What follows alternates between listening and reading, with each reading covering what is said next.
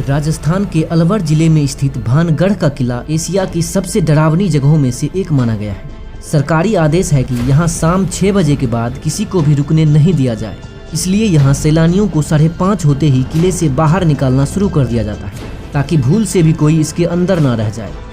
भानगढ़ एक बहुत ही प्राचीन नगर है। मान्यता है कि एक तांत्रिक की बुरी नीयत इस नगर के विनाश का कारण बनी। इतिहास के अनुसार भानगढ़ का निर्माण आमेर के राजा भागवंत दास ने 1573 ईस्वी में अपने छोटे बेटे माधो सिंह के लिए कराया। बाद में इनकी 3 पीढ़ियों ने इस नगर पर राज किया। कहा जाता है कि भानगढ़ की राजकुमारी रत्नावती अत्यंत सुंदर थी। इस राज्य में एक सिंघिया नाम का तांत्रिक राजकुमारी पर मोहित हो गया।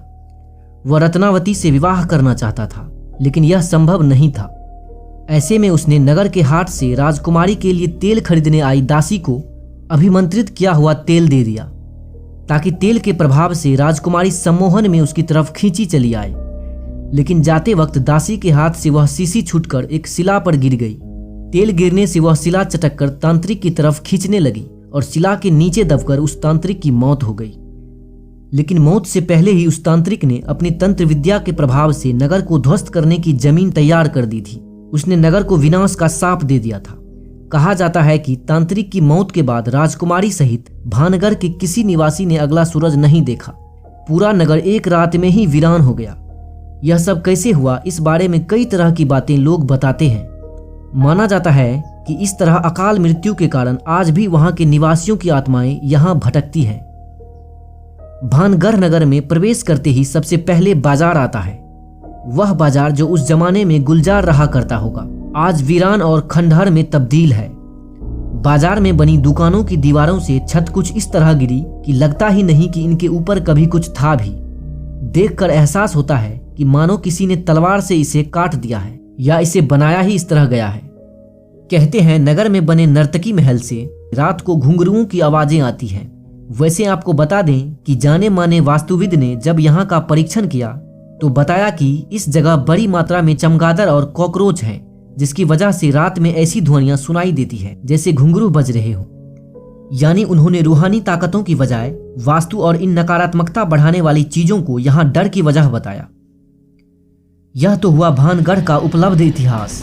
अब बात करते हैं कि क्या वाकई यहाँ भूत हैं, क्या सचमुच यहाँ आत्माएं भटकती हैं। इन सवालों के साथ सुपर नेचुरल पावर्स पर काम करने वाले और पैरानॉर्मल इन्वेस्टिगेटर्स इस जगह जा चुके हैं। इनमें से कई लोगों ने यहाँ पर निगेटिव एनर्जी की प्रेजेंस को स्वीकारा है। कई इन्वेस्टिगेटर्स के कैमरे में कुछ अजीब तस्वीरें कैद भी हुई हैं, लेकिन किसी ने यह नहीं कहा कि ये कोई भूत है। उनका कहना है कि जब तक रिसर्च पूरी नहीं हो जाती वह ऐसा कुछ नहीं कह सकते। अगर भूत नहीं है तो यह निगेटिव एनर्जी क्या हो सकती है। इस पर कुछ पैरानॉर्मल इन्वेस्टिगेटर्स का जवाब होता है कि ऐसी एनर्जी जो लंबे समय से एक ही जगह पर अटकी हुई हो, जिसका किसी कारण फ्लो नहीं हो पा रहा हो, निगेटिव एनर्जी कहलाता है। साइंस कभी यह नहीं कहती कि भूत है, लेकिन वह भूतों के अस्तित्व को नकारती भी नहीं है। पैरानॉर्मल एक्टिविस्ट का कहना है कि साइंस के इस रवैये के पीछे कारण ये है कि साइंस के पास भूतों के ना होने के सबूत भूतों के होने के सबूत से ज़्यादा हैं। ऐसे में खास बात यह है कि साइंस के पास भी इस बात के सबूत हैं कि भूत होते हैं, भले ही ये अभी कम है। इस स्टोरी में हम किसी भी तरह के अंधविश्वास को बढ़ावा नहीं दे रहे हैं, बस उपलब्ध तथ्यों के आधार पर बात कर रहे हैं। पैरानॉर्मल सोसाइटी ऑफ इंडिया के प्रमुख गोविंद कुमार बताते हैं कि कोई भी जगह 40 दिन से ज़्यादा बंद हो तो वहाँ नकारात्मक ऊर्जा का संचार होने लगता है। भानगढ़ का किला तो वर्षों से वीरान है, ऐसे में नकारात्मकता का महसूस होना स्वाभाविक है। वैसे जब हमने और हमारी टीम ने यहाँ जांच पड़ताल की तो हमें ऐसा कुछ भी महसूस नहीं हुआ जिससे कहा जा सके कि भानगढ़ में कोई भूत या आत्मा जैसी डराने वाली चीज मौजूद हो। आप इसके बारे में क्या सोचते हैं? आप अपनी राय नीचे कमेंट बॉक्स में जरूर बताएं और ऐसे ही वीडियोस देखने के लिए हमें सब्सक्राइब जरूर करें।